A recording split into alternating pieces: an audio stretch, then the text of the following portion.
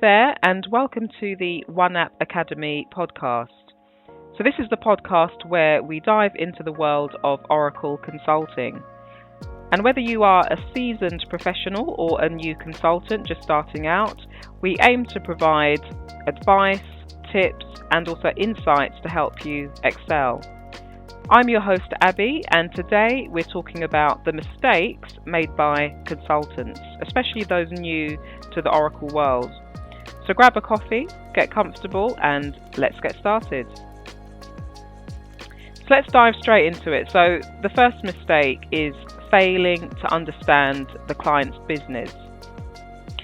So many new consultants tend to jump straight into delivering a solution. But what they haven't done is taken the time to understand the business processes and the goals behind them. So one example is, let's say you are configuring Oracle financials and you're working for a retail company. But the problem is you don't understand how their supply chain works and how it feeds into their accounting process. So what you might end up doing is configuring the workflows, but you don't really understand the supply chain side, so it doesn't align with the customer's needs. So a tip to avoid this from happening is, during the discovery phase, try to ask open-ended questions. Questions like, what are the pain points of your current system? Can you walk me through a typical day in your operations? So what you're doing is you're aiming to bridge the gap between what the system can do and the business outcomes. Now let's look at mistake number 2, and that's overpromising and underestimating timelines. Now, if you've worked in consulting, and it doesn't have to be within Oracle, then you're probably familiar with this. And the reason why it happens is because there is always this eagerness to please, and I think some of you may probably relate to that.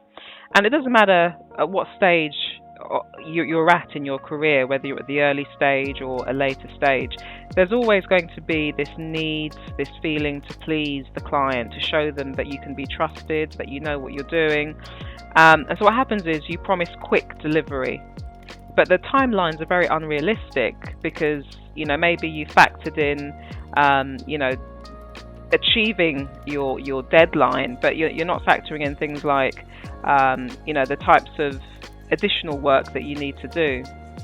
So what that leads to is missed deadlines, your clients get really frustrated, the quality of your work is compromised, and it's not really the quality that you know you're capable of. So one example is where you say to the client, this custom report will take me 2 weeks, but you haven't factored in testing, you haven't factored in the feedback cycle or dependencies with other teams. So what this will lead to is you delivering a solution which is late, and because it's late, you've rushed it and it's not the right quality. So the tip to overcome this is always add a buffer into your estimates. Okay, that's an amazing rule of thumb.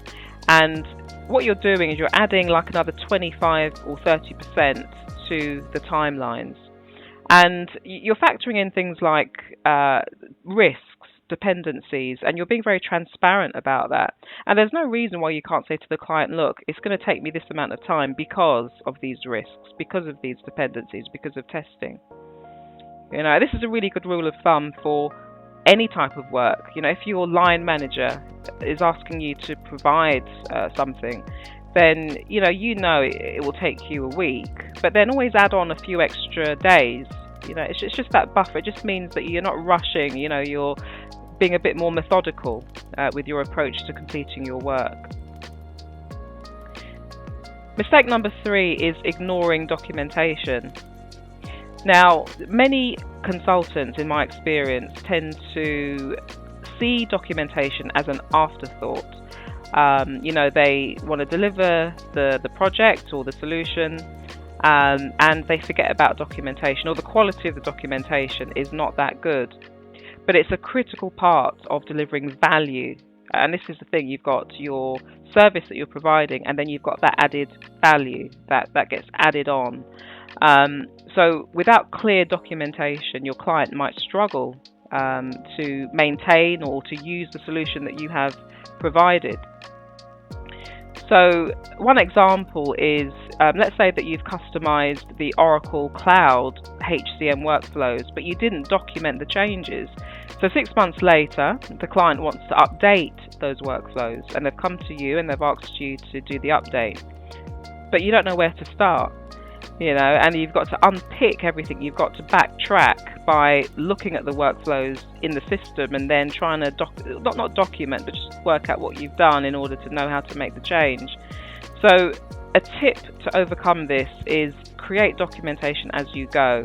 The great thing about nowadays is that you have lots of tools, especially free tools like Confluence. You've got Google Docs, and these can help you to capture configurations, capture decisions, and also troubleshooting tips in real time. So there's also tools like Configuration Snapshot. There's also FSM, so Functional Setup Manager in Oracle can help you to capture configuration at a specific point in time. And then you can add your own version control onto that so that it can be updated correctly, and those versions can be maintained. So try not to forget documentation. Like I said, it adds that additional value. It shows that you are very capable. It just gives another side, another dynamic to you as a consultant, because clients are used to not having documentation. They're used to having to deal with that stress. So when you have a consultant who does provide really good documentation, then you imagine how good that looks. So the next mistake is not testing thoroughly. So skipping rigorous testing is a fast track to production issues. It's always tempting to cut corners when you've got deadlines that are coming up, you've got go live that's coming up, but it can really backfire.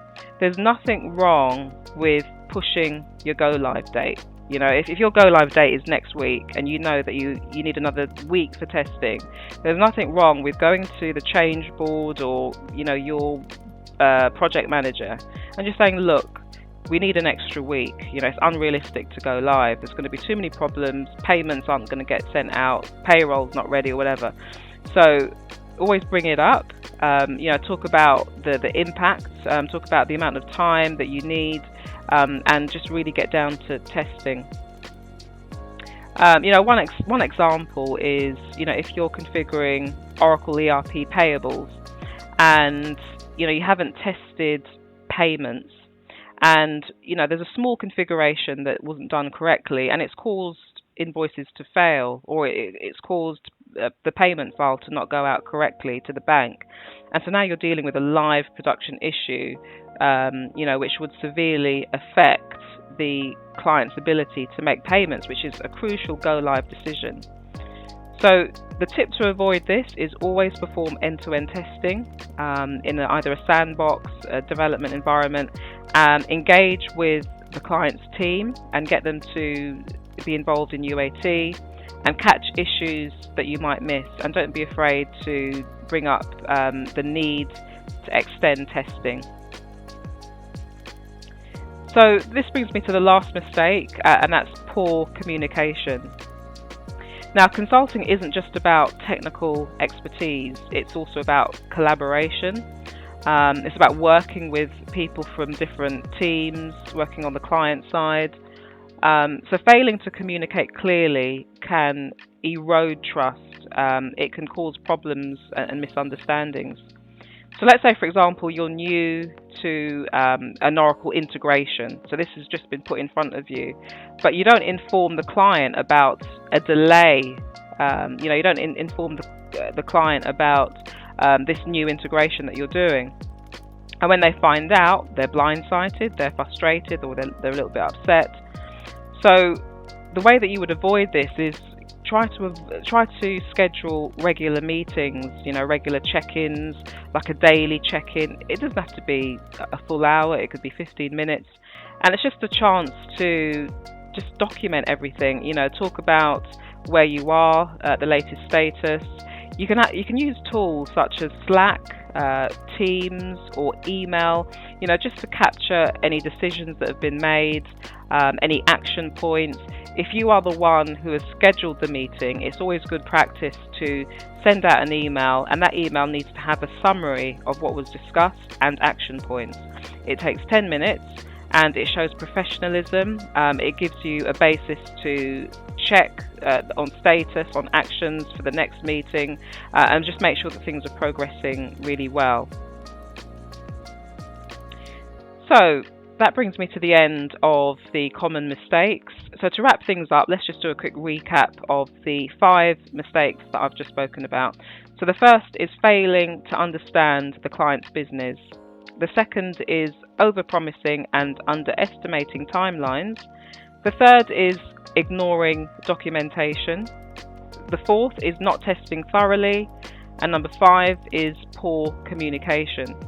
Remember, every mistake is an opportunity to both learn and grow. So if you stay proactive, if we stay organized and also empathetic, then you can set yourself apart as a trusted and valued Oracle consultant.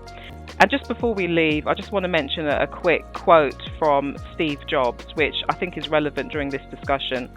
And it was when he was doing a lecture, and you may have come across it yourself, but he was basically speaking to students, and he was asking them, what industries they worked in, what was their background. And, he asked, who works in manufacturing? And some would put their hands up. And he asked who worked in computing, and then others would put their hands up. And then he asked who are consultants, who works as a consultant. And a few put their hands up. And, Steve turned around and he said, look, I don't like you guys. He already, dismissed them. And he dismissed them not because they were consultants, but because of what lots of consultants represent. And that is not really giving value for money. He said it's really important to own the product that you are consulting on. So if you are working as an Oracle consultant, then, you need to add that value. And the value is by understanding what it is that you are providing the service on, so you understand the product. And you're also providing additional value by avoiding those common mistakes. Okay, so that brings me to the end, and thank you for tuning in to today's podcast. If you found it helpful, then please subscribe. If you know anybody and you feel that they can benefit, then please share with your network. Also, if you have any questions or any topics that you'd like me to cover, then please drop a message in the contact or in the comments. Until next time, my name is Abby. Keep learning, keep growing, and keep making an impact.